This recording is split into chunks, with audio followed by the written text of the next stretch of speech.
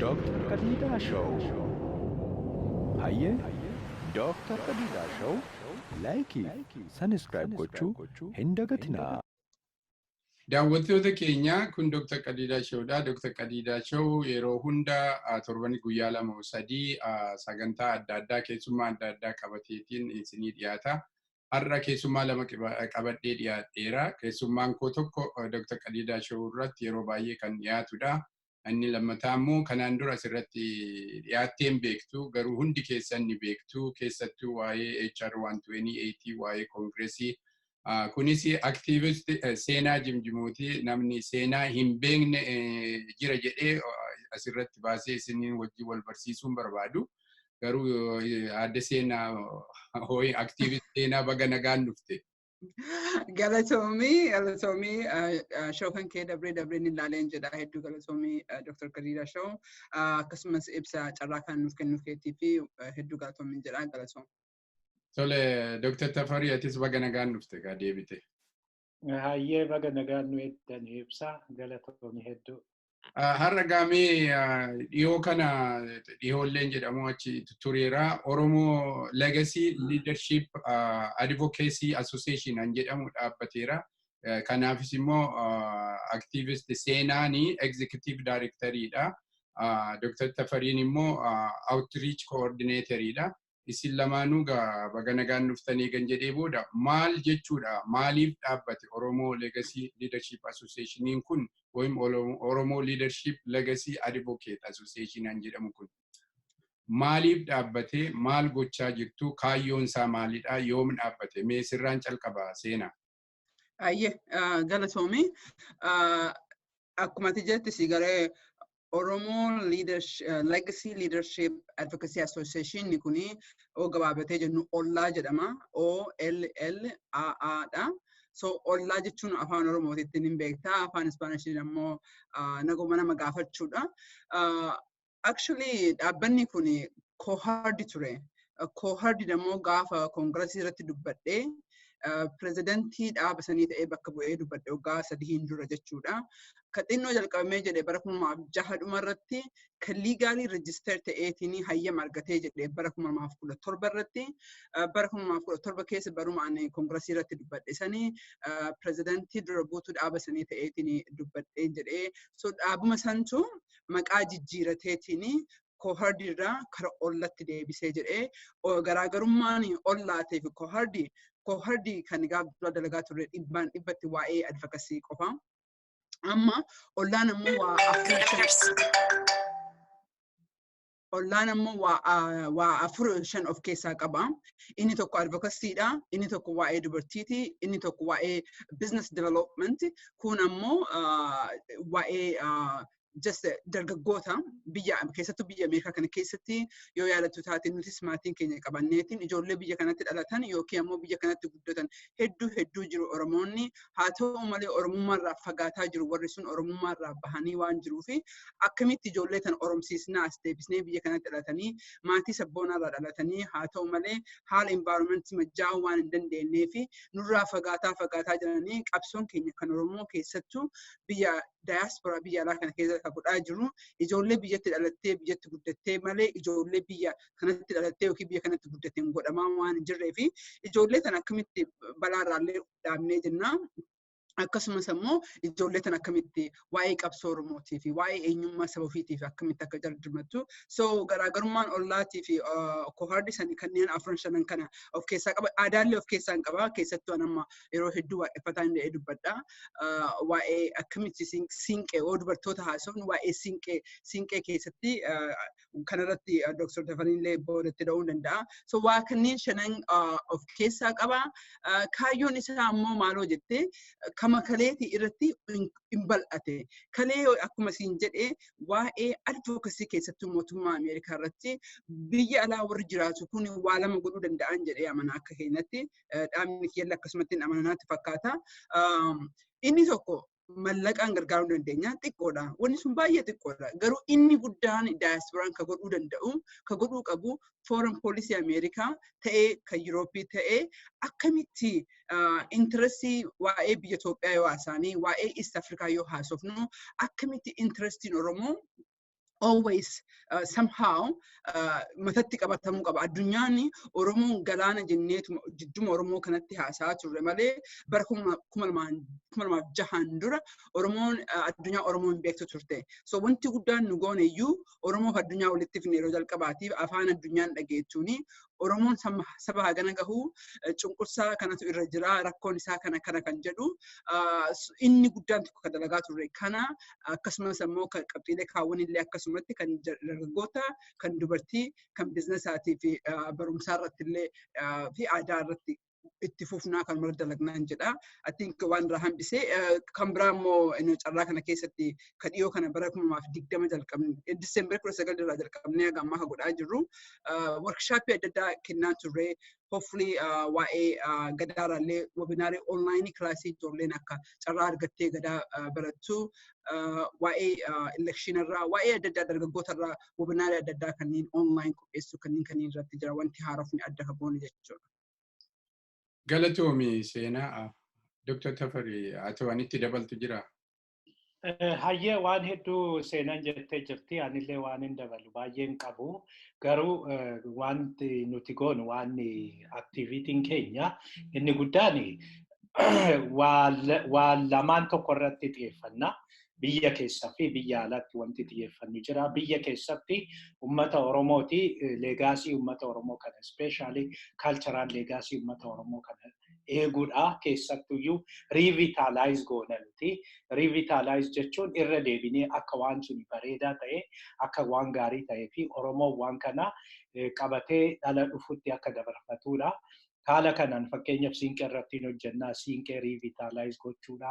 Addunyaatti akka baramu Oromoonis mataa isaatiin akka baratu waan akkasii qabna. Gadaa irrattis akkasuma qabna. Gadaa irrattis fakkeenyaaf amma akkuma seenan jetteeyyuu fuulduratti aktiviitiin keenya tokko gadaa onlaayinii barsiisuudha. Gadaa onlaayinii koorsii onlaayinii kana qopheessinee namni biyya alaas jiru namni biyya biraas jiru gadaa kana akka baratu. Sartifikeettii ni kenninaa fi baratee maal akka ta'e akka hubatu jechuudha. Kana lammaffaa immoo warra institutionii masan cimsuudhaaf iyyuu abbootii gadaa wajjin hojjennaa haadha siinqee wajjin ni hojjennaa isaan jajjabeessuudhaaf jechuudha. Gara biraatiin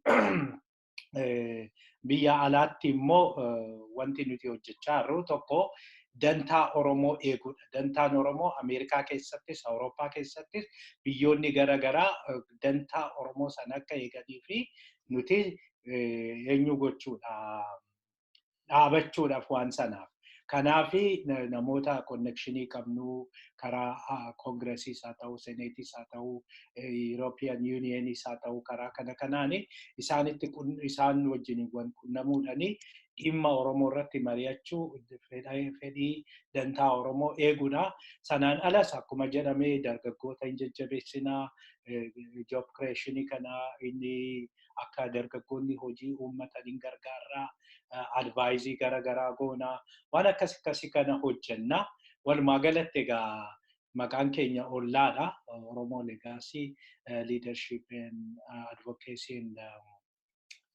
Advocacy Association jedhama. Kanuman jechuu barbaade kanarratti.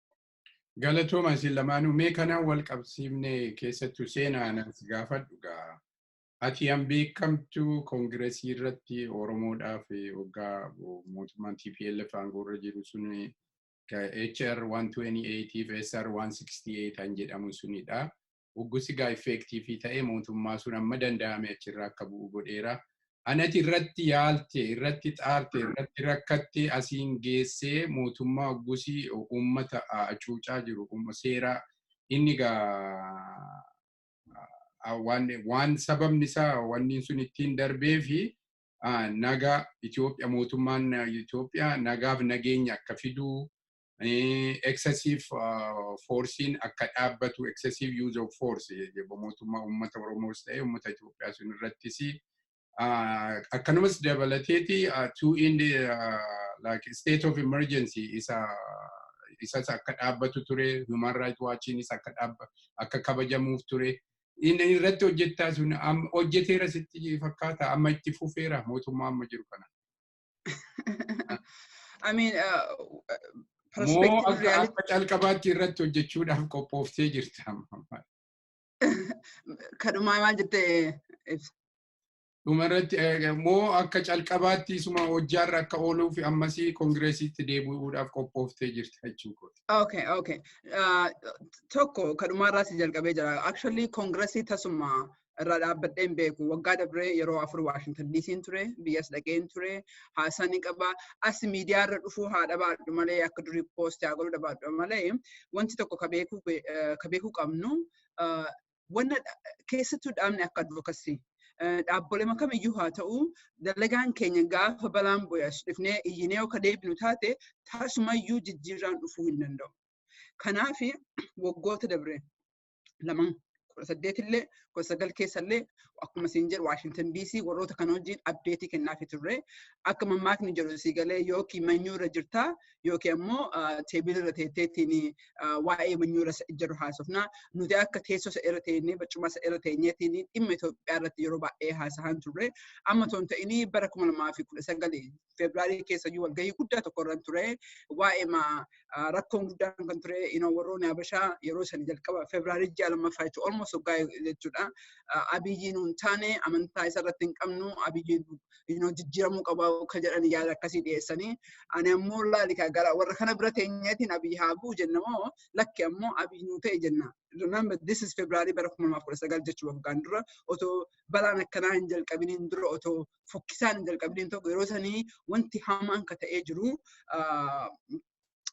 Haile Sillaasee AU keessatti dhaabee personal nama fufachiiseetiin hammas hammeenya bada reef mul'isaa jira fuulli isaa adeemsi reef mul'ataa jira so dalagaan keenya HR'n 128 kadabre suni hojiirra oolee ta'ee wanni ati yaadde sun ta'ee jetteef waa lama gargar baasuu qabna albee tokkotti hin qarre tokkotti hin muruu dandeenyu.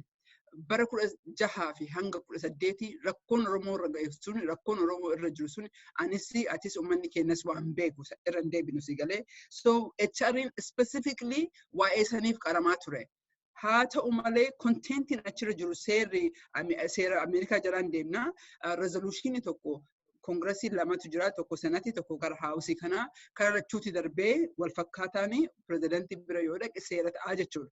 Akkuma beeknu kara haawusiitiin darbe kara sanatiin haasaan hin jira ammallee revive ta'uu fi maal akka goonu suni dhimma biraati.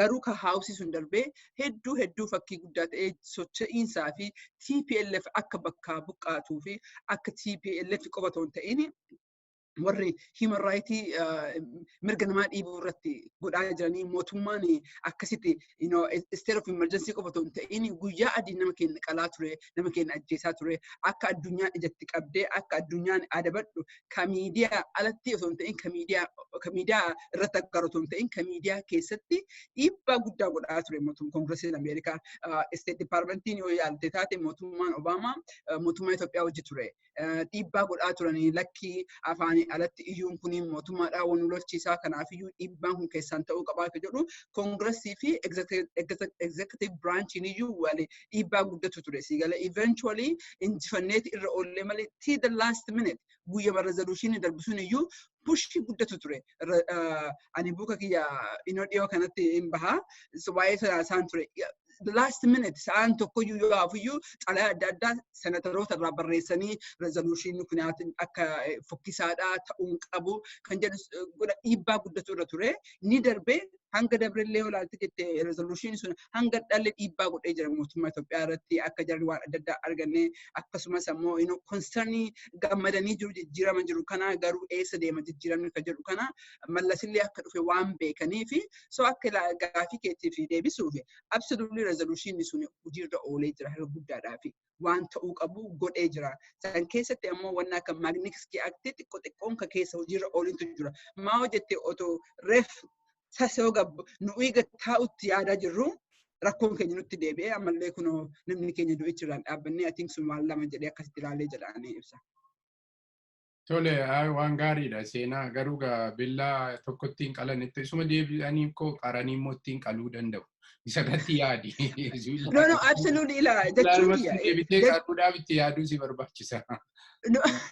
No, ila ammayyuu ka godhaa jirru kanaa barbisi galee wanni billaa tokko si qalullee dhabee waan qaltee agartee fi boroo ammoo akka kaleessa san dhibu si galee qaawwan already baafattee jirta.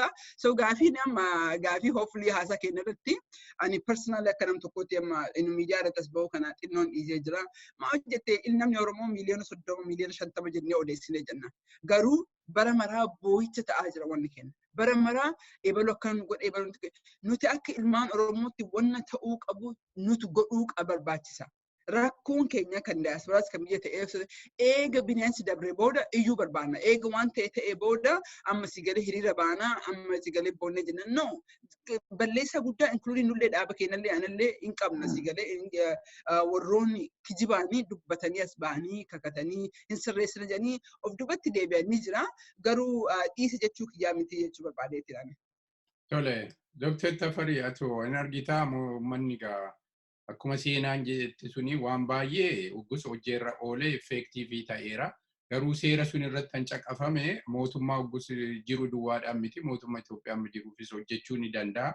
Uummanni Oromoo du'uunsaa namne mana ari'amuu ni namne amma akka jirutti even durillee qeerroon tokko ta'ee naannoodhaan otoo amantiidhaan waliin qoodiin irratti hojjeteetiin mootummaa sun asii gargaarsi godhamee fi mootummaa sun achirraa darbateera. Amma immoo garuu hoggaa naannoon tokko hubamu naannoon tokko taa'ee ilaaluutu mul'ata yeroo ammaa kana. Hoggaa Gujiin ajjeefamu callisnee ilaallaa. Hoggaa Booran ajjeefamu naannoon kaan hin ta'a Wallaggi du'aa jira. Akkanuma immoo amma kunoo har'a hin agartu Harariif Dirree Dawaatti uummanni Oromoo baay'ee hubamaa jiru. Eenyuun akka ta'e Rabbiyaa beeku.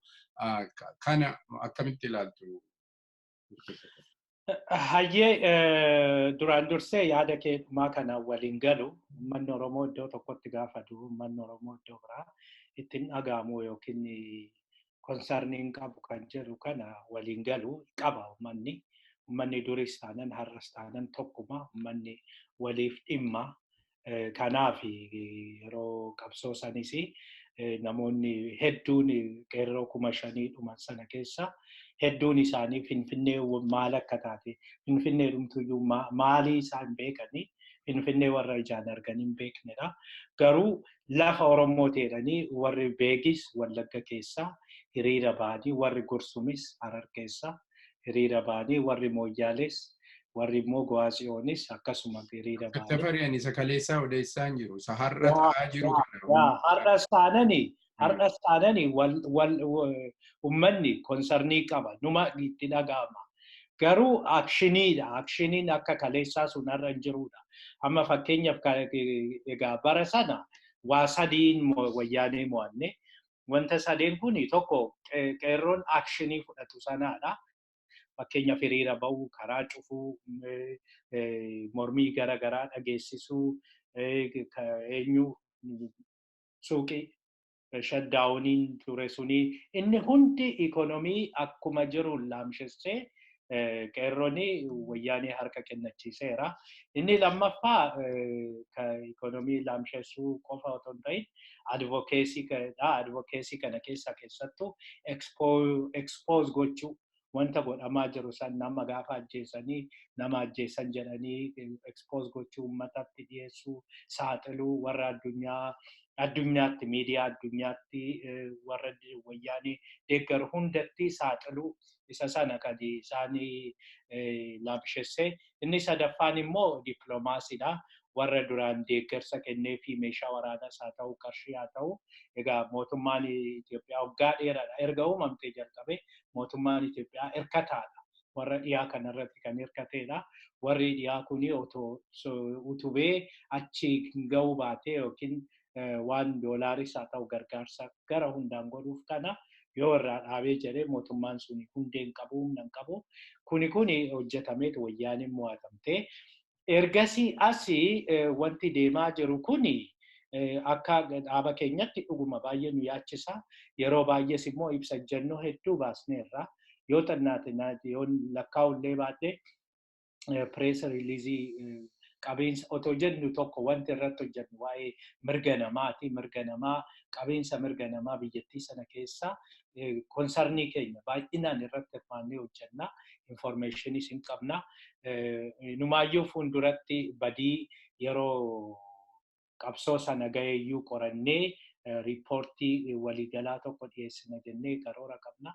Kanaaf yeroo garaa mootummaan Itoophiyaa dhiibbaa yookiin dhiittaa mirga namaa uummata irraan ga'u kana barreessaa turre protect gochaa turre. Fakkeenyaaf amma barattoonni iddoo hundatti gaafa wareegamanii barattoonni barumsa isaanii dhabanii barataan 35,000 gaafa mana barumsaa irraa ari'amu ibsa ejjennoo baasneerraa yeroo balaa Jawaarii itti marsanii sanaanii namni hedduun dhumuu isarratti ibsa ejjennoo baasnee jirra. Kanaan alas wantoota taateen egaa hedduutu jira. Taatee kanarrattis expose gochaa jirra. Asittis gaafa qeerroon fakkeenyaaf qeerroon terroristiidha jedhanii yookiin qeerroon negatively ilaalamu jedhanii Pope Fransitti gaafa himanii Pope France waan tokko jedhu deebii kana deebisneef jirra. Karaa lafa jalaatiin warra mirga namaa kanaafis mootummoota garaagaraa kanaafis international community garaagaraa kanaafis inni kennina. Haala kanaanii nuufi wanti amma jiru kuni nun qubsine walumaa galatti akka dhaaba keenyatti quufiinsa hin qabnu waan mootummaan Dr. Abiyyi kuni gochaa jirutti kanaaf konsarnii keenya karaa garaagaraan ibsannee jirra. Fuuldurattis kanumatti adeemna. Fuuldurattis kanuma cimsina. Inni guddaan nuti mootummaa otoo hin ta'in fedhiin uummata Oromoo dantaan uummata Oromoo eegamuu qaba. Dantaa kana keessaa dantaa diinagdee, dantaa siyaasaa, dantaa mirga namaa, dantaa aadaa Oromoo eegamuu qaba. Kanaaf immoo yoomiyyuu hin hojjennaa. Eenyuyyuu haa ta'u qaamni kamiyyuu haa ta'u yoo dantaa uummata Oromoo kanatti dhufee dura dhaabannaa isaaf kan ammas hojjechaa jiru. Wanti nuti irratti hojjechaa jirrus kanuma ilaalla. Safarii irratti fayyadamuun barbaada ibsa.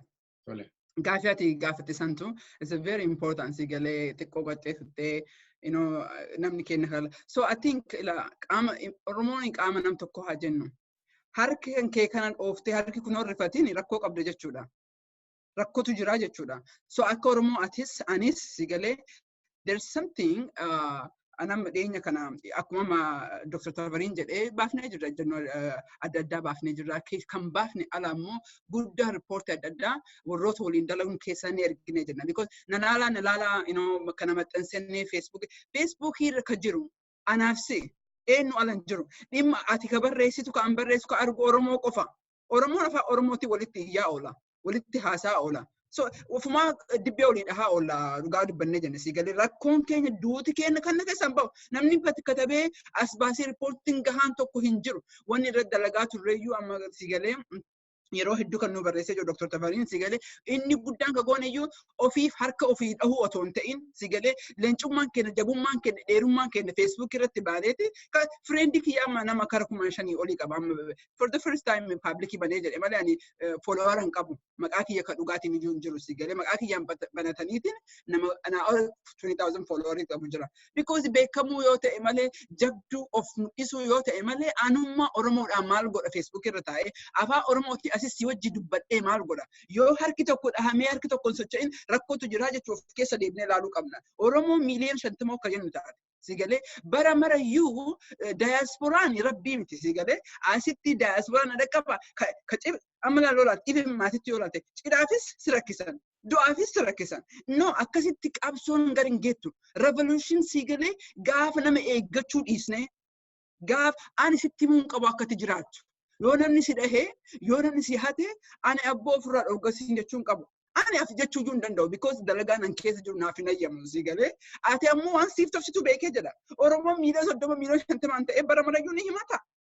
Of rakkoon nu keessa jira jechuudha. An akka nam tokkooti akka dhaaba kiyyatti otoo hin ta'in bakka kanarratti ka dubbachuun barbaadee jedhee nu gaha himachuu nu gaha booyuu Oromoon ofii murteessuu qaba. Akka naannoos ta'e akka amantaa isaaniitti akka marattiyyuu Oromoon ni gaaf murteessu yoo dhugaan keessa jiraate si galee nuti ummata himachuu qabu miti. Ummata nu himachuu qabani malee nuti galaana jennaa garuu bishaanii xiqqoo nuti qicamtu gara maraa nu yiisiise jedha si galee akka diasporaan kun fala addunyaa ta'etti waan kanatti itti bo'uuni rakkoo guddaa kan jedhee ilaaliyyuu nama keenya qofa otoo hin ta'in namni generally nama biyya alaatii qabu hiyyeessi akka isaan jiru biyya keessa. Maal godha harka marateetiin taa'eetii ala eeggata.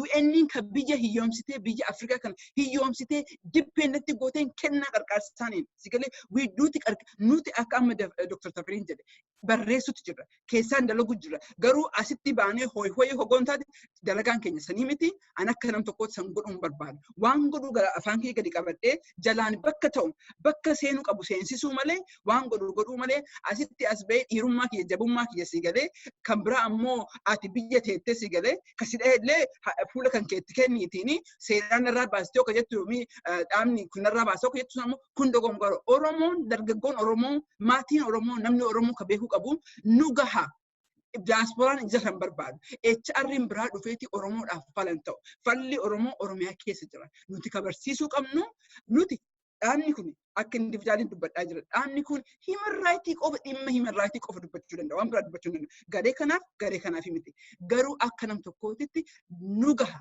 himachuu barreessuu otoo hin ta'in dalagaa dalaguu qabna. Warri biyya jiru dalagaa dalaguu qabna. Asteenneetiin qonnee nyaachisuu hin dandeenye. Namni biyya keenyaa hin qotu. Namni biyya keenya dargaggoon biyya keenyaa gariin dalagaa dhiistee jirti. Naaf folchitee jiru Dr. Yeroon yeroo dalagaatti.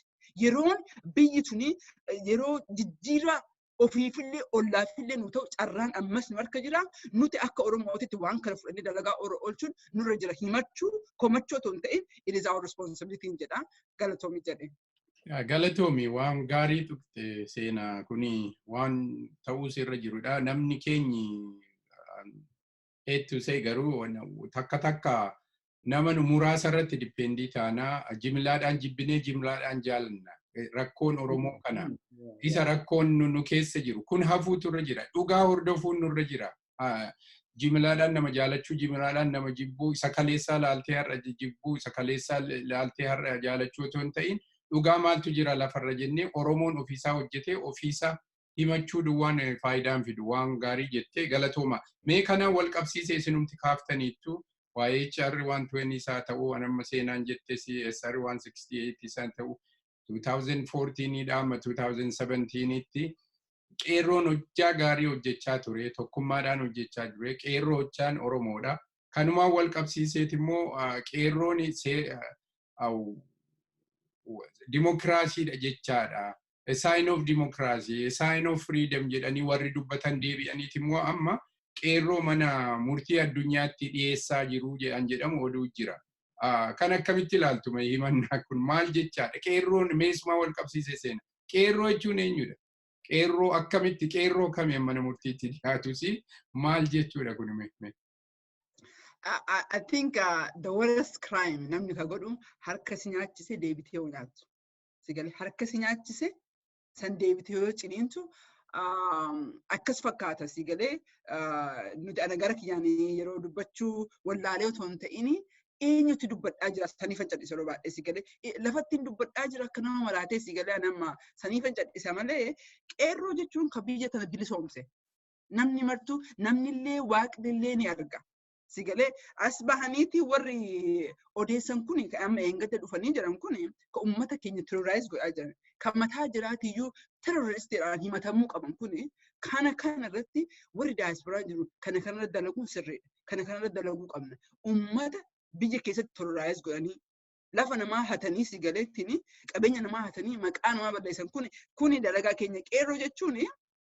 Kanaaf ani gara jetti konsernii guddaatiin godhumaa jetti hangan jirre of mul'isuu barbaade hangan jirre bu'aan geettu garuu rakkoon keenya kan amma duratti waliigallee jennee tuqesanii I think gabaabina takka jetti qeerroo jechuun kan biyyayyuu bilisoomsee kan mootummaa kan aangootti fidee kan amma kalee amma nama ta'ee odeessu mana isaatii kabaasee mana hidhaati kabaasee nama godheeni akka namaatitti sagalee kenneefi jedhee garuu ilmi namaa as a human nature yeroo marayyuu harka nu kennisan waan nyaachuu barannee fi namni gariin ammoo is ungrateful waan ta'anii fi as deebi'aniitiin harka nyaachisanii nyaatuu fi fedhii qabanii kan nu godhuu qabnu inni tokkoyyuu namni kun mataa isaatiiyyuu terroristiidha. Nama uummata akkana godhee qeerroo jechuun dargaggoo jechuudha. Dargaggoo miiliyoona meeqaa yoo akkanatti maqaa balleessuu jiru himatamuu qaba. Garuu rakkoo Oromoo rakkoo guddaa ta'e sigalee xiqqaate hedduu waan ta'eef fookasii dhabeetiin dissolve keessatti ta'eeti malee namni kun akka yaada kiyyaatitti inni mataa isaatii terroristiidha. Waggatii maqaa nama balleessu mana hidhaa baasaniitiin lafa Oromiyaa irra jiraataa qabeenya Oromiyaa irra jiraataatiin yennaa akkana terrorize nu godhu kun hedduu natti dhagahamee jira akka qeerrootitti illee hedduu na gaddisiiseen jedhaan. Dr. Tafarii harmarratti an dabaltuu jira. Hayyee galatoomii waan kanarratti dura kan seenan jette kana waliin galaa really waan qabsoo qeerroo sadii qeerroon mana hidhaati isaan baasee qeerroon bilisummaa sana fidee deebi'ee harka isaan nyaachise sana deebisanii ciniinuun raashinaali gaafa laallu baay'ee nama gaddisiisa. Waan nama gaarii tokkorraa waan nama raashinaalii yaadu tokkorraa hin eegamnedha. Maaliif namni waan gaarii sii godhee ati namaaf waan yaraa yaaddu. Garuu gama biraatiin gaafa laalteettu immoo waanuma isaan irraa eegdudha. Waan isaan irraa eegdu an jedhu maaliifi warri kuni qabsoo dhumti keenyayyuu tokko dimokiraasii fidu. Lammaffaa walqixxummaa fiduudha. Walqixa gochuuf garuu leevilii walqixa irraa kaasuu qabda. Amma walqixxummaa fiyyuu miti kan qabsaa'uu qabnu. Yoo fakkeenya fi tokko waggaa 100 irratti hojjetamaa ture yookiin waggaa 100 advaanteejii argachaa ture tokko immoo kaleessa kan carraa argate isa waggaa 100 dura carraa argate fi isa kaleessa amma isin lamaanuu walqixxeedha jetteeni tapha kuni. This is not justice. Kanaafi duraan dursee equity fiduu qabna. Equality otoo hin ta'in equity fiduu qabna.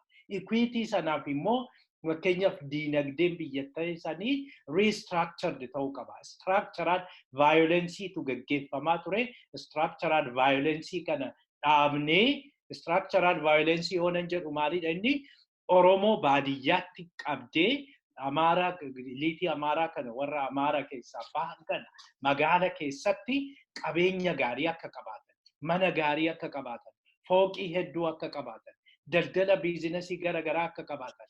With everything advantage akka qabaatanii fi achiin booda uummanni Oromoo immoo baadiyyaatti gaafa lafa isaa qoteetuma akka jiraatu bara baraan.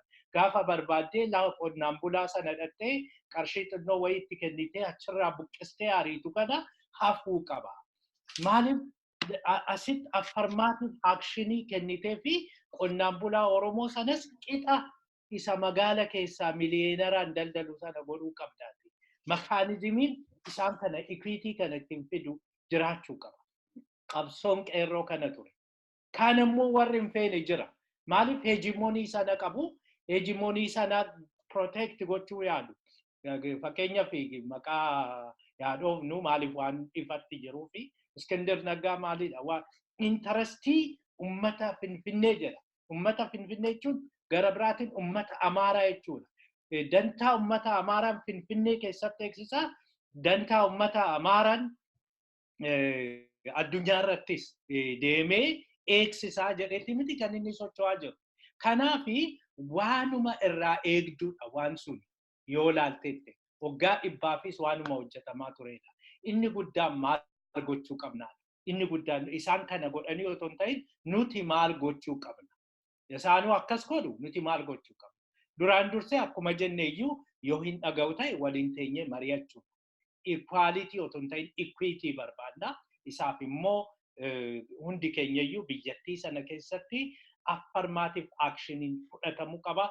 Ummanni hacuucame, ummanni miidhame hamma tokko gargaarsa barbaada. Retributionii dadhabu mootummaan garuu karaa tokko tokkoon ummata sana gargaaruu qaba jechuudha. Kanaaf biyya keessatti wanti hojjetamu sana. Lammaffaa fakkeenyaaf miliyoona 30 miliyoona 50 maaliidhaa dhibbaa numberiin it doesn't matter. Yoo ati positioning qabaatin, yoo ati haala addunyaatti himattu hin qabaatin it doesn't matter. Kurdiin miliyoona 50 moo 60 addunyaa irratti. Garuu ummatni kurdii kun yeruma hunda amma Turkii waan gochaa jirtu hin beektu. Kanaaf haala ittiin afaan addunyaa dubbattee afaan addunyaatiin rakkoo kee himattu qabaachuu qabda. Himannaa wallaalaniiti maalii komatu jedha hayyuu komatu moo maal jedhu mammaaksu tokko jedha. Warri faranjii kunis immoo dubartiin Bangladesh tokko Spivey kan jedhamtu kan sablataraan speaketti iyyeessi dubbata qeerroon dubbata. Okay, karaa cufe karaa erga cufeen booda yookiin suuqii cufe maal jedhe otoo feesbuukiin jiraachuu baatee waan godhame sana namni riippoort gochuu fi baatee qeerroon hin milkaa'u. Qeerroon kumaatamni wanti baay'een kan otoo hin dubbatamin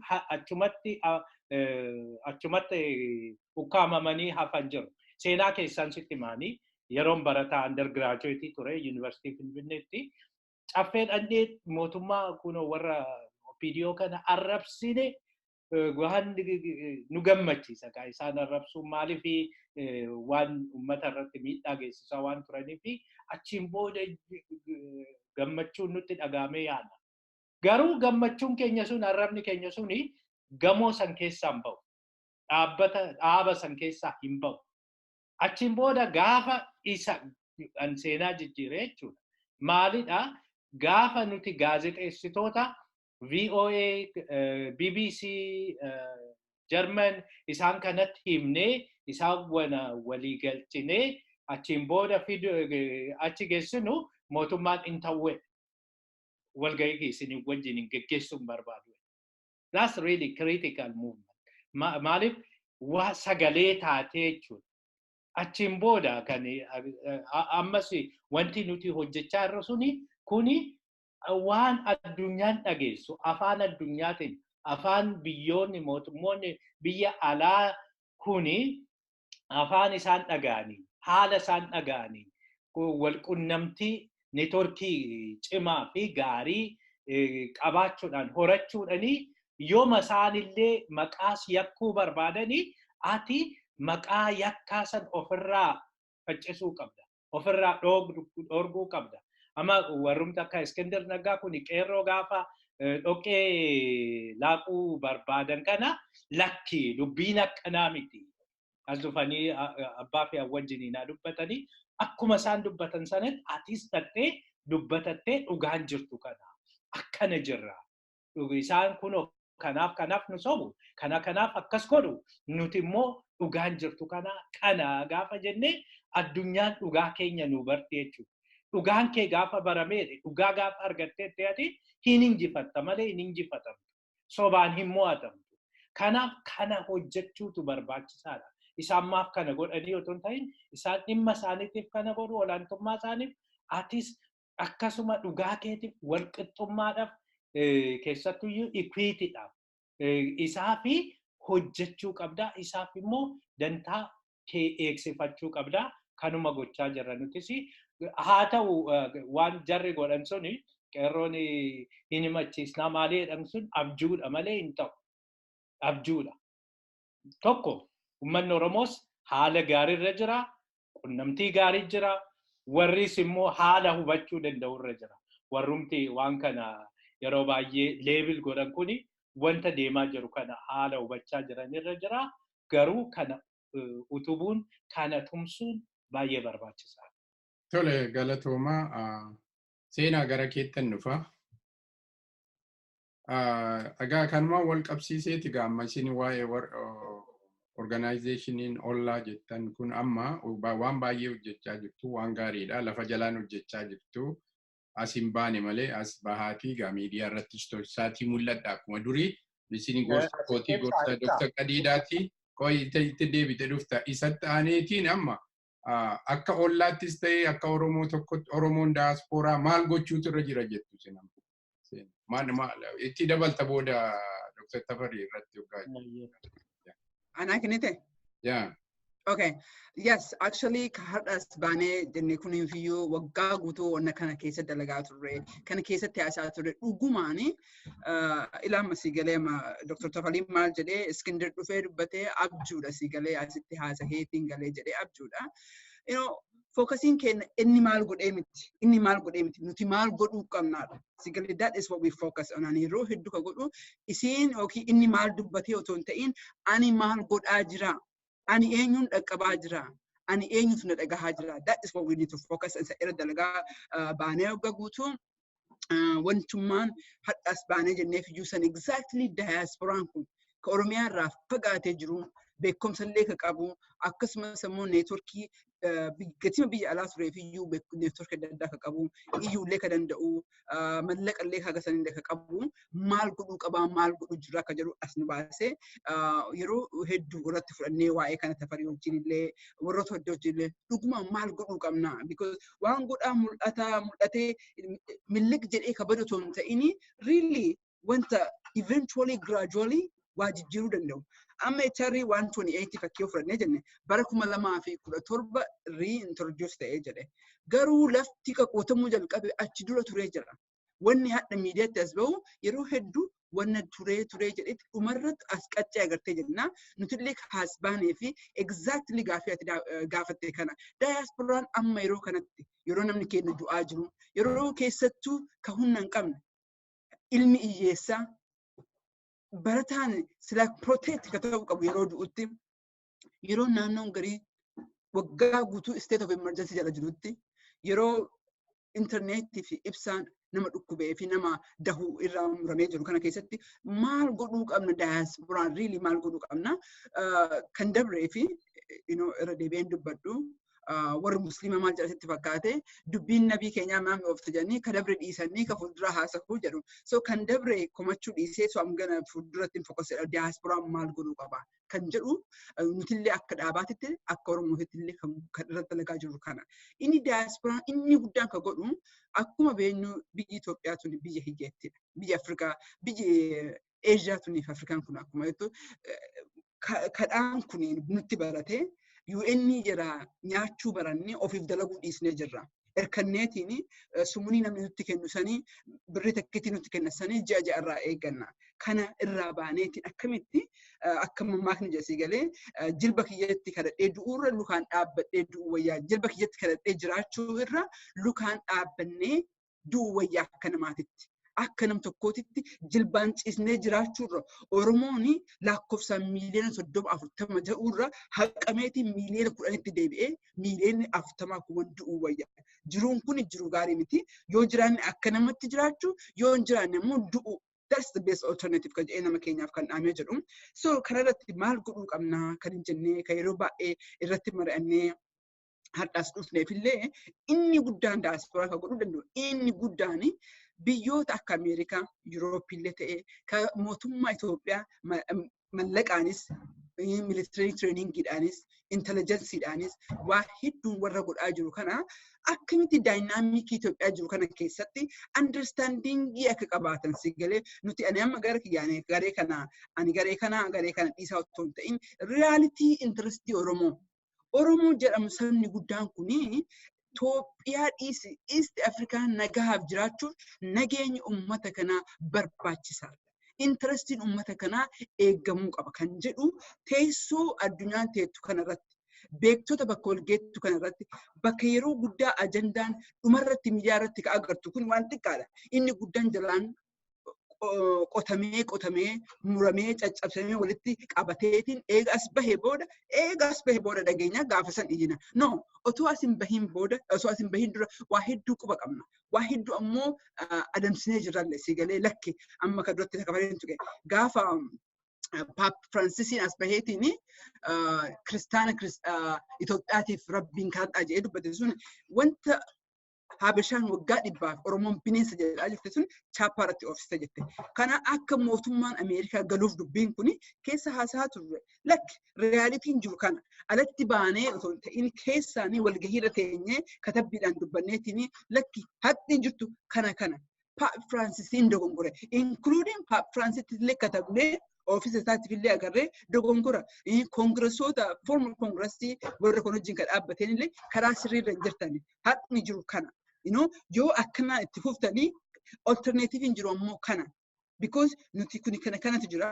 Waggaa dhibba guutuu bu'aa jiraanne, dhibba guutuu saamaa jiraanne, equalitiin jedhu sun si galee all of a sudden ummata hiyyeessa. Ummata waggaa dhibba saamame sun equalitiin all of a sudden dhufuu hin danda'u. Akkuma mata fariin jedhee equityidha si galee realitiin jiru. Equityidha saba akkasitti hatamee jedhee beekumsaan barumsaan qabeenyaan hatamee jedhee kana akkamitti equity finnaa wanti diasporaan godhuu qabu. Wanti nu godhaa jirru inni guddaan kan godhaa jirru akkamitti addunyaan walaa koongresii walaa state departmentii walaa EU ta'ee UN ta'ee akkamitti interestii Oromoo yoon eeggamin gaaffilee Oromoo yoo kan hin deemine ka taate sabni hagana ga'u kuni ka humna haganaa qabu kuni ka yoo addeessellee marfixuu hin dandeenye kuni otuma fedhiillee qabaattee maybe abjuun kan eliminate godhullee yaadoo isaa taate sabni hagana guddatu kuni rakkoon akkanaa hin jiraata. Kanaafuu falla realistikii jedhee fala maal godhuu qabna ka jedhu diasporaan ka godhuu qabu inni guddaan kana ka amma hopefully gaaffiittaan duratti na gaafatta jedhee kan abdii qabuyyuu kan irratti godhaa jirra.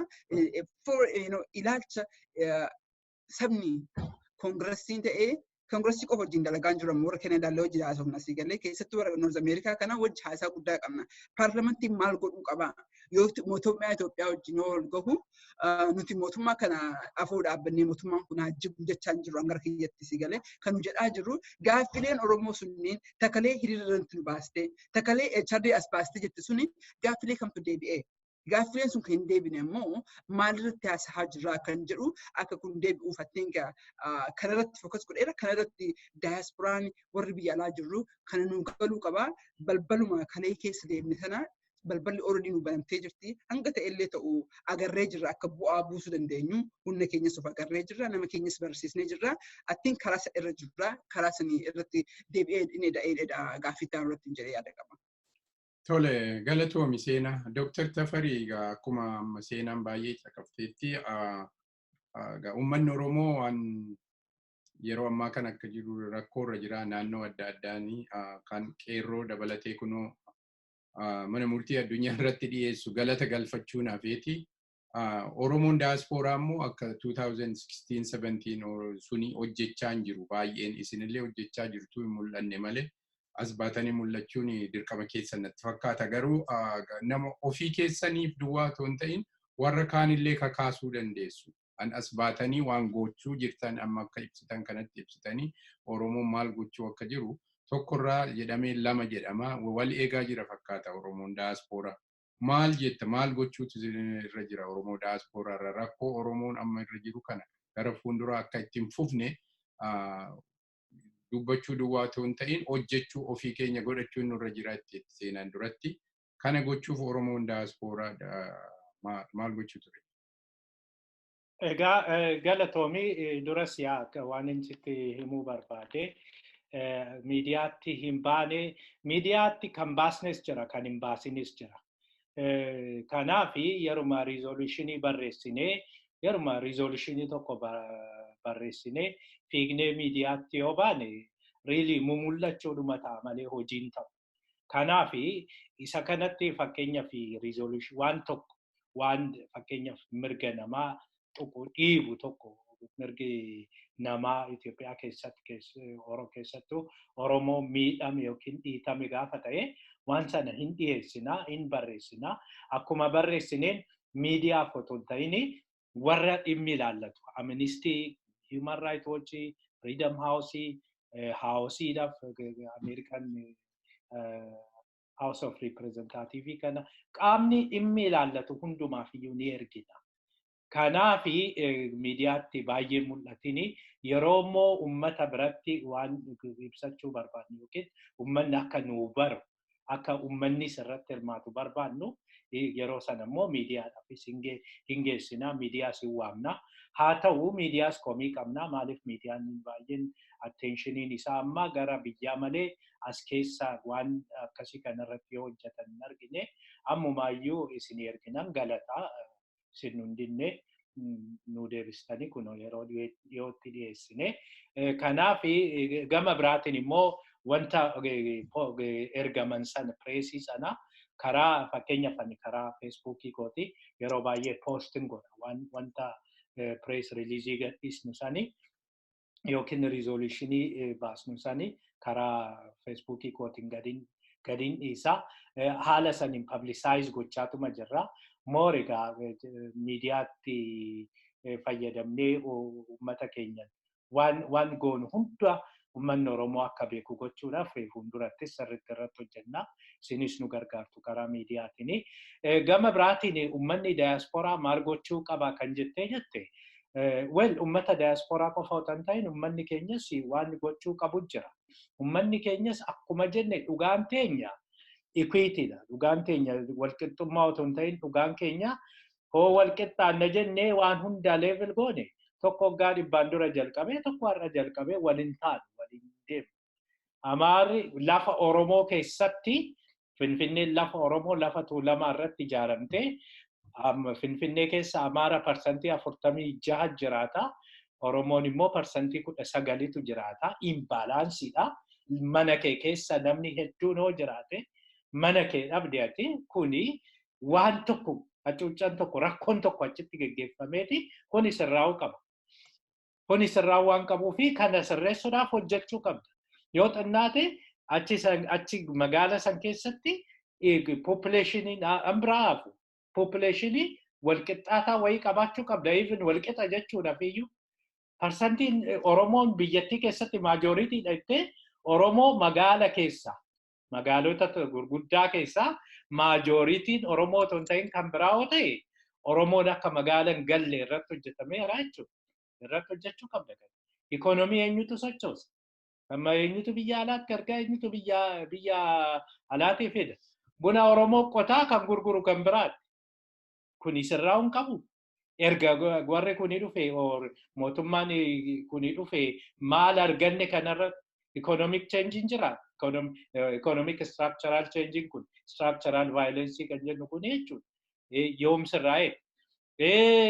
Deebii intaniini dependence theory or dependence afaan economics kanaani dependence syndrome inni jedhamu seenan kaasta suni really Africa akkuma jiruun balleessaadha. Uummata keenyas dabalatee jechuudha. Namni qarshii alaa yoo jiraatte wayinaa ergii jedheetuma taa'ee si eega malee ofii isaatii jijjiirachaa hin jiru. Ammas sinduramii sana qofa otoo hin ta'in attitude ilaale attitude uummata keessa jiru. Especially concerning economics. Magaala keessa akkuma isin jedhe saba biraatu jiraata.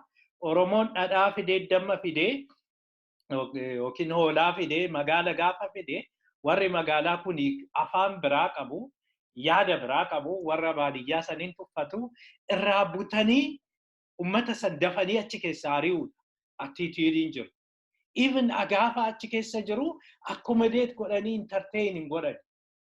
Oromoon tokko bishaan dheebotee nama magaalaa tokko dubartii magaalaa tokko bishaan naa kenni gaafa jedheen arraba kan inni argatu. Mana wayii dhaqee akka namaatti entertain ta'a gaafa jedheen ilaalcha gaarii miti kan isa ilaallatu jechuudha. Relationship kanaayyuu gaafa ilaalteettu bad relationship kan jiru baadiyyaa fi magaala keessa. Warri baadiyyaa beekadha, of dhaabuu, waan addunyaan kan isaanitti mul'atteedha, warra barateedha. The so-called civilized, baadiyyaan uncivilized, beekumsa tokko kan hin qabne doofaa, hiyyeessa, waan tokko hin qabne akkasitti kan isaan ilaalaman. Kuni itti fufuu hin qabu tasumaayyuu. Kuni jijjiiramuu qaba tasumaayyuu. Egaa kana wajjiniin kun relationship economics iti deebii uummanni keenyas kana keessatti uummata keenya empower gochuu qabna. Empowerii kana keessatti fakkeenyaaf warruma qabeenya qaban kana ammoo laali. Warra qabeenya qaban warra daldalan baay'ee yoo gaafatteette meeshaa biyya alaatti erguu waan Oromoon qabu tokko biyya alaatti erguurra biyya Chaayinaa deemanii yookiin biyya Taiwan deemanii or Dubai deemanii achi galchanii ummata sana saamu waan achi qarshii xinnoodhaan doolaarii tokkoon bitanii asitti biyya keessa galchanii doolaarii 10,15 godhanii dachaa 10,15 dabalanii gurguruudha kan isaan laalan. Kanaaf amma waan tokko gaafa biyya kanatti ilaalteettu what kan jettu maali inni kun kophee barii Ameerikaa keessatti doolaarii 5 hin bitatta. Itoophiyaa keessatti garuu kophee doolaarii 15-20 hin bittu. Waan akkas godhaniif hundumti isaanii eliitiin jedhamte suni eliitiin economic eliitiin uumamte suni biyya alaatii fuudhanii fidanii achi keessatti damp gochuudha. Uummata isaanii sanarratti damp gochuudha. Sanaaf exportiin biyyattii kan hin guddanne importiin garuu yeroo hunda trade balance hin jirre gaappiin trade balance kan uumamu kanarraa kan ka'e. Kanaaf kuni kan biyya keessatti diasporaan maal gochuu qaba? Diasporaan duraan dursee tokko gurmaa'uu qaba.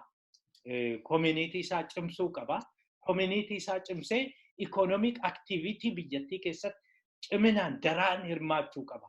Economiin mootummaa fi miti. Economiin dhaaba fi miti. Economiin uummata gargaara.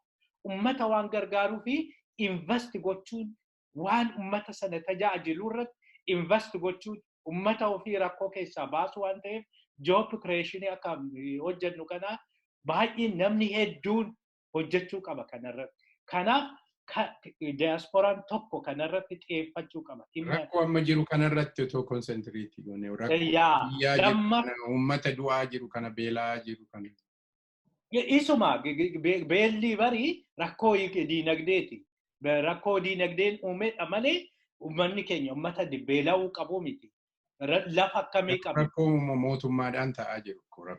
Kan mootummaa taa'ee ilaalaa jira. Mootummaan haa godhuun godhuu duwwaa otoo hin ta'in taa'ee ilaalaa jira. Nam tokko hoggaa du'u hoggaa callisee mootummaan seeraa fi wanni eegsisuun dirqama mootummaati. Kanaafuu isa godhamaan jiru yeroo ammaa kana namni du'aa jira, uummanni du'aa jira, uummanni Oromoonni diaasporaas taa'eet ilaalaa jira baay'eensaa.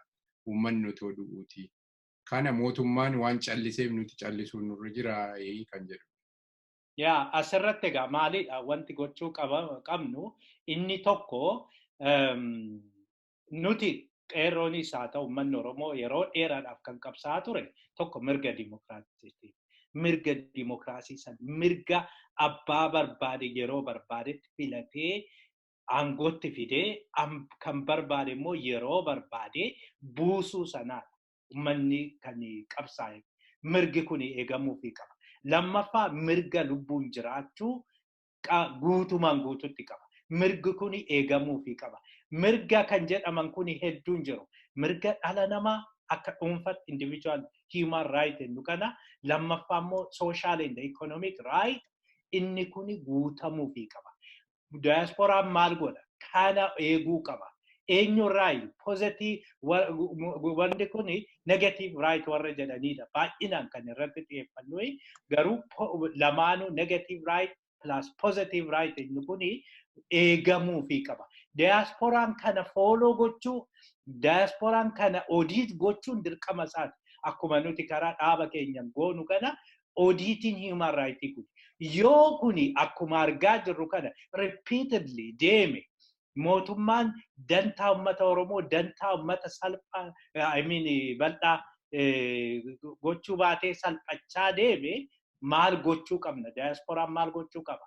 Yeroo sana wantumti nuti hojjechaa jirru seenanitti dhuftee hin dubbatti waanumti nuti gochaa jirru kunuyyuu duraan dursee warra Ameerikaas haa ta'u Noorz Ameerikaa haa ta'u Yurooppaa wajjiniiti walitti dhufeenya keenya cimsuudhaan hidhannaa keenya cimsuudhaan mootummaan kuni akka uummanni hin barbaadutti hin deemu taanan gaafiin uummata keenyaa hin deebi'u taanan waanuma dura godhame san mootummaa kanatti deebisuudha. Kana qabsoon keenyas uummanni yeroo barbaadetti abbaa barbaade filachuu fi abbaa barbaade aangootti fidu abbaa barbaade aangorraa buusuudha. Wayyaan iyyuu hin buusee kan ammaa kana waan itti ulfaatu natti hin fakkaatu. Aangorra turuuf inni guddaan zakkii furtuun si barbaachisu gaafii uummata sanii deebisuu qofaadha. Malee humnaa miti, sobaa miti, fakkeessuu miti. Kanaaf kana jala murree itti himuu qabna. Kanaaf ammas wantumti miidiyaa kanatti dhufneef iyyuu qopheessaa jirru kun iyyuu isa kana haaromsuudhaaf.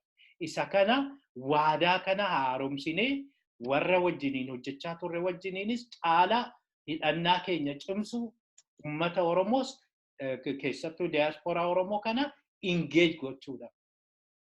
Tole, galatooma seenaa dhumarra gara dhumaatti deemaa jirra. Waan yoon isin gaafachuu baadhe itti dabaltu. Amma karoorri ollaa dheeraansaa fi gabaabaansaa maalidha? Maal gochuudhaaf deemtu as dhiyootti? Sagantaa maal qopheeffattaniitu as dhiyoo kanatti maal qabattanii as bahuu fi kan jedhu isuma wajjinis wal qabsiifteeti akkuma irra deddeebitee dubbatteetta dubbanne irra hundi keenyiyyuu.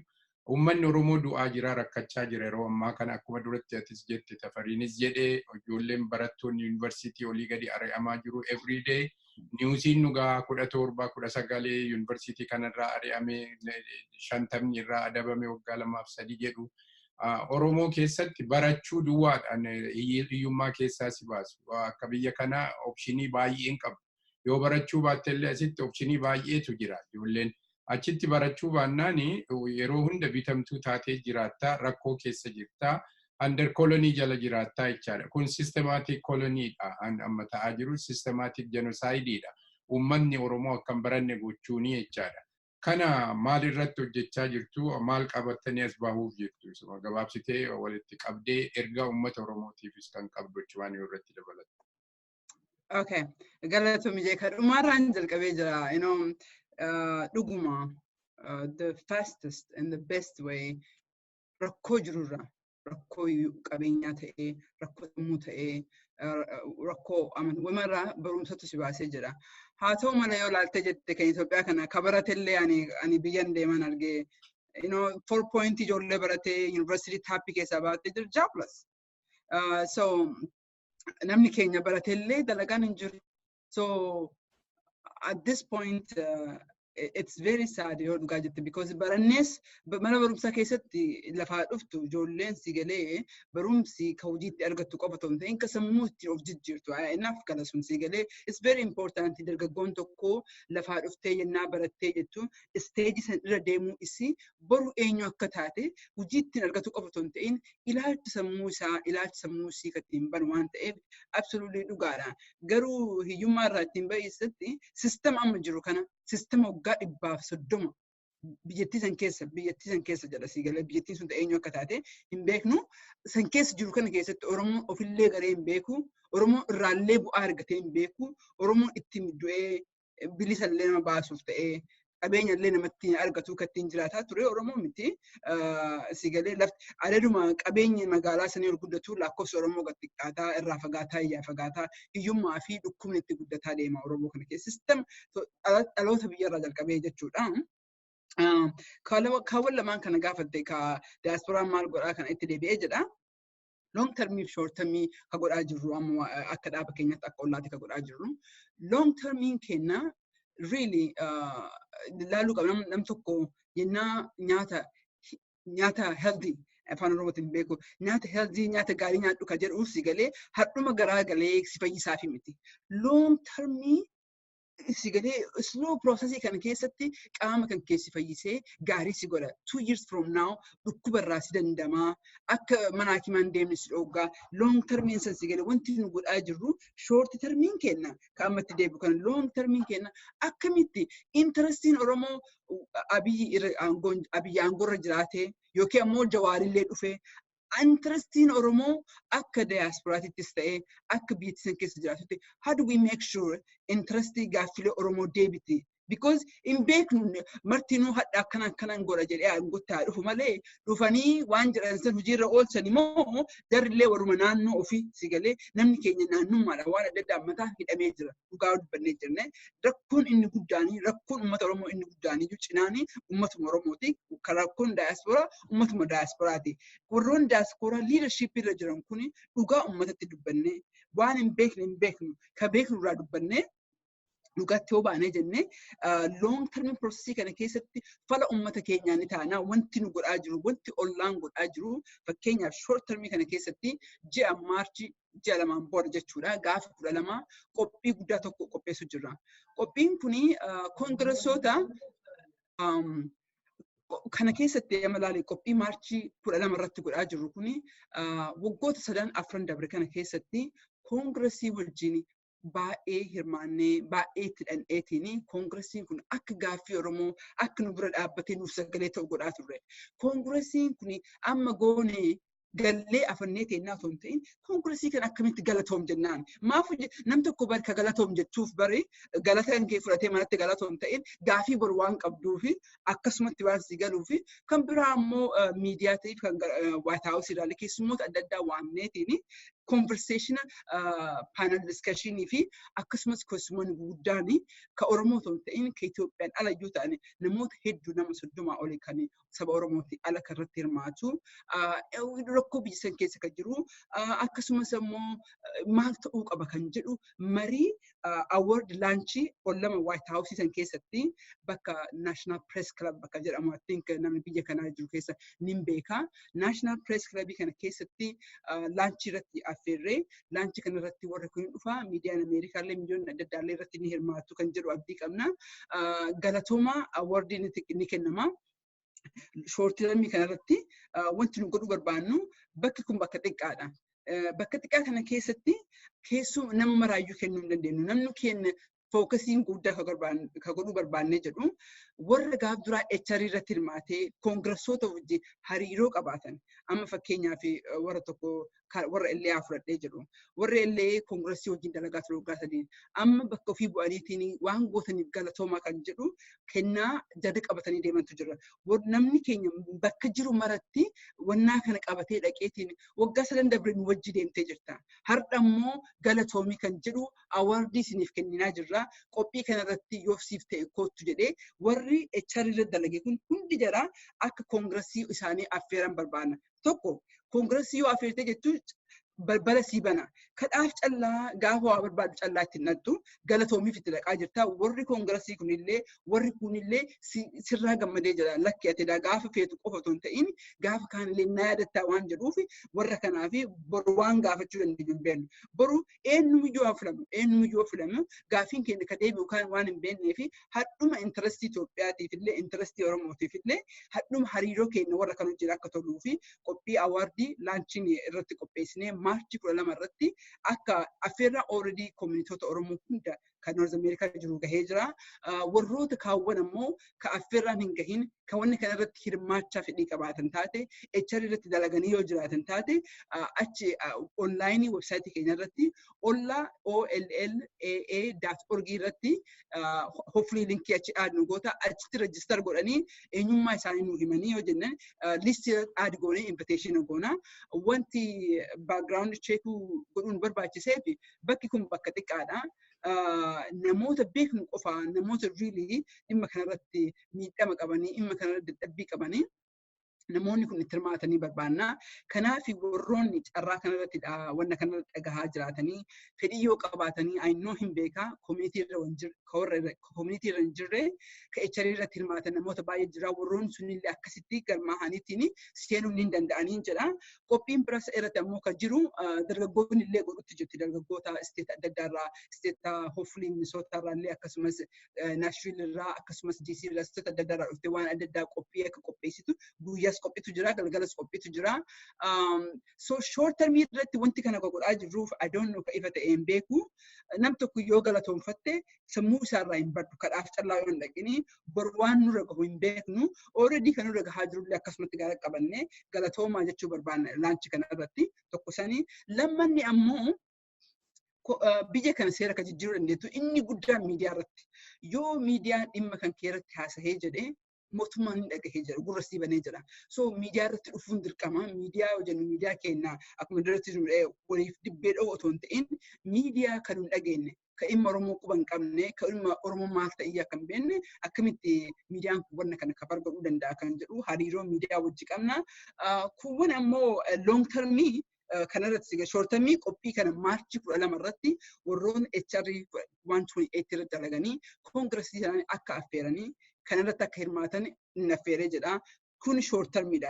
Long termii irratti maal godhoo jette warroonni affeerraa kanarratti dhufanii yaada keenya dhagaanii waan adda addaa dhagaanii jedhan manatti yoo galan tasuma uummata kana ni raaffatanii. Uummata kana qofa otoo hin ta'in uummatuma Itoophiyaa guutuyyuu Oromoon uummata nagaa Itoophiyaa qofa otoo hin ta'in nagaa East Africaaf illee baay'ee barbaachisaa waan ta'eef conversation kun itti fufa. Saniin alallee kan announce ta'uu eventii adda addaa program addaatu jira Oromoo Caucus build godhuuf deemna siigalee naannoo mara irratti akkamitti Oromoo Caucus akkuma African America warra gurraachi kun Black Caucus, Spanish Caucus jira, Caucus hedduutu jira. Akkamitti karaa jinkooneetiin akka dynamic politikaa Ameerikaa irratti akka taphatanii eventually immoo namni keenya warra fiige kana bara filannooti warra fiiguu kana akkamitti deeggarreetiin warri kun gaafa angorra bahanii gaaffii Oromoo akkamitti dubbatuu danda'anii gaaffii Oromoo qofa otoo hin ta'in Itoophiyaa guutuuf iyyuu akkamitti dubbachuu akkamitti nagahaa fi akkamitti tasgabbii godhuu danda'an kan jedhe haasaa guddaa marii irratti deemnaa sun eventually long term effect qaba because har'a kana malee boruu kan biraati kanuma irratti kan jechuun barbaadee jedhe waa'ee diaspora maal godhuu irratti deebi'uu barbaadee atillee waan tuttee jirtuuf diasporaan kan godhuu qabu inni guddaan iyyuu waan kana irratti hirmaatu qaba. Koongiresii isaa itti deebi'ee balbala san kakalee keessa dhaabbate san miidiyaa irratti na argaa jechaa otoo hin ta'in dhugumaan mana dhaqee kan waliin taa'ee waliin haasa'ee yeroo jalqabaatiif nama Oromoo baay'ee dubbisuu hin dandeettaa. Buuka kiyyaa irratti illee kan hin haasa'aa jiru. Yeroo jalqabaatiif Oromoon nama ta'uu Oromoon Musliima qofaa, Oromoon raadikaalii qofaan beekan dura. Oromoon nama ta'uu kan dhagaan bara 2016 mana sanitti deebinee gaaffileen Oromoo kana. Kaleellee hiriira baanee kan jijjiirraa gaafannee fi kanniin jedheetiin deebisuu qaba. Jedheetiin kanniin irratti hirmaachuu qaban jedha galatoomi. Galatoomi seenaa. Atis Dr. Tafarii dhumarratti kawan. Tole. Egaa waan baay'een ka'ee jira. Waan ani baay'eetti dabalu jiru. Seenaan baay'inaan kaasteerti. Qophiin keenya maarchii 12 yookiin duraan 12 2020 iddoon isaa Washington DC National Press Club irratti achuma White House bira jira. Kanaaf achirratti akka argamanidha fi namoota muraasa kan nuti waamnu namoonni muraasa fi iddoo qabnas kanaaf namni koozii Oromootti amanu uummanni Oromoo qabsoon uummata Oromoo sirriidha. Qabsoon uummata Oromoo gaariidha. Qabsoon haga ammaa godhaa turre amma tokko bu'aa nu buuseera. Haa ta'u garuu qabsoo kana tikfachaa qabsoon biraas immoo nu barbaachisa. Qabsoo injifannoo arganne tikfachaa injifannoo dhufuufis tarkaanfachuu qabna jedhee amanu achirratti akka nu argamu barbaanna. Kanaaf immoo ollaa seenanis jetteerti OLLAA.org dha websaayitiin keenya achirra galanii achirraa sign gochuu danda'u sign up gochuu danda'u isa sign up gaafa godhanii sanaan booda eenyu akka dhufu hin beekna nuti haala sanaan akka nu gargaaranidha. Kanaaf kun short term eenyu goolii keenya short term kanarratti qophii kana kan qopheessuun nu barbaachiseef maaliifi inni guddaan akkuma jennee uummanni Oromoo qabsoo godhame qabsoo gama hundaan godhame sanii injifannoo argateera. Injifannoo kana immoo karaan tokko karaa warra dippiloomaasii yookiin warra mootummaa Itoophiyaa irratti dhiibbaa godhe kanaani. Kanaafi community dhumti Oromooyyuu waan kana nu gootaniirtu galatoomaa jechuudha. Galatoomaa gaafa jettu immoo boruufis immoo imaanaatti kennatteeti. Maaliif boru waan ta'u hin beektu. Boru si harkaan jiru. Wanti har'a argatte kuni boru si harkaa baduu danda'a. Ammumaaniyyuu wanti argaa jirru jira. Tokko Oromoo maqaan taane kennuu fi Oromoo dhoqqee dibuun jira. Kanaaf kana qulqulleeffachuudhaafis nu gargaara. Lammaffaa yoodhuma dubbiin baddellee fuuldurattis waan kuni nu harka jira. Yoo ati hariiroo gaarii qabaattee walitti dhufeenya kee cimfatte gaafa sana isuma fuutee kaataa jechuudha. Isuma har'a galateeffatte kanaan kunoo kaleessa bara akkas naa gootee kunoo akkasi galateeffadheera. Har'a immoo waan akkasiitu uumame. Kanaaf karaa kanaan immoo dhiibbaa nu godhaa. Deebisaa nu kaasaa jechuu dandeessaa jechuudha. Kanaaf humna nu horachiisa kuni. Humna dippiloomaasii uummata Oromootiif uuma jennee amanna. Kanaaf waan kana kan qopheessine inni guddaan dhaabni keenya faasiliteet gochuudha malee inni guddaan iyyuu hundeen iyyuu bu'uurri isaa iyyuu abbaan iyyuu koominiitii Oromoo iddoo hunda jiran warra HR 128 kanarratti hirmaate hundaadha. Kanaaf iyyuu abbaan isaanii akkuma dur godhan sana waan kanas deebisanii irratti hirmaatanii bakkaan akka ga'anii fi hariiroo fuulduraa kanas akka cimsatan gaafanna. Sanaan ala long termii seenanis dubbatte fakkeenyaaf egaa nu milkaa'uu hin beeknu qeerroo United Nationitti deemanii namuma wayii wajjin dubbatanii maal godhanii akkas jedhanii himaniiru. Isaan himan san immoo nuti qeerroodhuma san yoo nu milkaa'e abbootii gadaa haadha siinqee fi qeerroo muraasa wayii lamaan tokko finneetuma UN geessuu barbaanna. Karoora akkasii qabna. Oogustii keessaa kanaaf lafa jala irratti hojjechaa irra. Kunooti isaan warra teeraristiidha jedhan kuni asitti immoo UN keessa galanii hooggantoota UN wajjiniin akka haasa'an akka mari'atan lafa jala irratti hojjechaa irra nu milkaa'ee yaada. Egaa kunis yeroo dheeraallee jedhamu ji'oota muraasa tafe kanarra jirra. Hunda caala garuu nuti wanti irratti hojjennu suni mirga namaatii dhaabachuun yeroo kamiyyuu dhiittaa mirga namaa biyyattii sana keessatti deddeemuu yookiin raawwatamu hundumaa yeroo hundaa hin saaxillaa namni kamiyyuu mirgi isaa akka kabajamuuf wajjiniin dhaabannaa. Sanaan alas karaa job creationii kanaan educationii empowerment women empowerment general public empowerment isa kanarratti hin hojjennaa. Legaas irratti hin hojjennaa. Revitalizationii isa irratti hin hojjennaa.